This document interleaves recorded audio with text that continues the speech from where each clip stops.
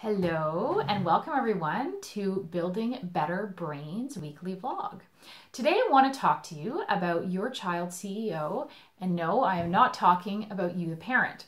While you might like to think of yourself as your child's CEO, you know that if your child is prone to meltdowns, hyperactivity, difficulty focusing, or difficulty learning, organizing their thoughts or time, or even managing their general ability to cope with the daily stressors of life, there is likely something else that is calling the shots, and it's not you. So despite all of your efforts to do so, you have likely tried everything possible to override these glitches in your child, and possibly, most likely, have blamed yourself as a parent for failing because your child is not coping or learning in the same way as other children. So I'm here to tell you to quit beating yourself up, Mom. The real CEO that should be regulating your child's brain is a brain function, and it's called executive function. When there are weak connections in this in this higher brain level, the result is often struggles with learning and behavior. Children, like adults, are dependent upon executive function to accomplish a multitude of daily tasks, like getting ready for school, focusing in class, homework completion. This mental skill set is responsible for attention, planning, impulse control, organization, as well as self-regulation of both emotions and behavior. Sound familiar?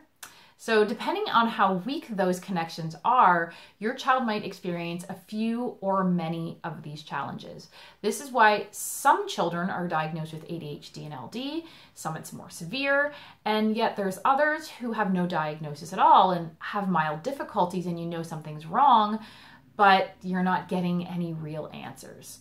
So when breakdown with executive function occurs, basic tasks become major challenges. So as a parent of a child with ADHD or developmental delay or LD, you may have already noticed this, and you may already know this because your child seems to find life a lot harder than the other kids in the family.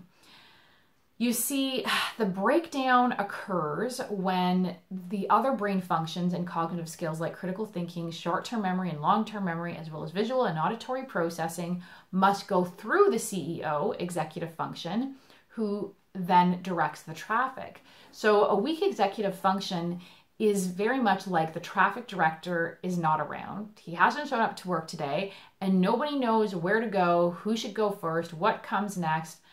It's just a disaster. So this presents itself in various ways in your child. It might come up as difficulty organizing their backpack, their locker, their bedroom. Maybe they have trouble remembering to bring work home, bringing work to school, knowing when to start or where to start in terms of planning out a project. They might have difficulty remembering a series of instructions that you just gave them. And you might be getting calls home or notes home from the teacher saying that your child is having a hard time staying focused, or they're blurting out answers constantly in class. They're having difficulty filtering out other distractions in the class that are really not important.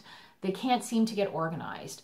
Probably they are always losing their stuff. This is a hallmark of these kids. They just tend to be losing everything from their sweater to their coat to their backpack. It just never ends. And it's no wonder they're so discouraged. So the way it works is that basic tasks like homework completion requires numerous skills that stem from the same station in the brain. So prioritizing their classwork over their friends talking in the next desk over, or resisting distractions like a video game, or ignoring an annoying sibling, regulating emotions when normal learning frustration sets in that we all experience, all of this requires executive function. These children do not lack intelligence, far from it. Instead, they lack the executive function that allows them to show their full potential and to be successful. So why do some children have weak executive function? Well, these higher brain levels can become compromised when lower brain levels are not developed in the first year of life. So all that tummy time and the movement that goes along with it in the first year of life, like creeping and crawling, all of that is essential to developing the lower brain levels so that the higher brain levels aren't doing the job of the ones that are incomplete or underdeveloped.